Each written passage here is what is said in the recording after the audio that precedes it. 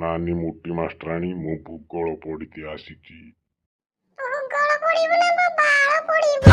ବହିଟା ନେଇ ଆସିକି କହୁଛୁ ଭୂଗୋଳ ପଢିବି। କହିଲୁ ଆମ ଦେଶର ଜାତୀୟ ପଶୁ ନା କଣ? आम देशर जातीय पशु ना हूँ शियाल शियाल। ଶିଆଳ ନା ମୋ ବାଳ? ଯା ଅଙ୍ଗନବାଡିରେ ପାଠ ପଢିବୁ ତାପରେ ଆସିକି ଭୂଗୋଳ ପଢିବୁ। କଣ ହେଲା ଦିଦି? ଏଇ ମୋଟା କହୁଛି ଭୂଗୋଳ ପଢିବ ବୋଲି। हाँ मु भूगोल पढ़ी।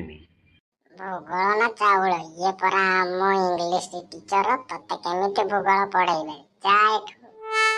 ବାଡି ପଡା ଫିଲ୍ମ ଦେଖିକି ଆସିକି କହୁଛୁ ଭୂଗୋଳ ପଢିବି।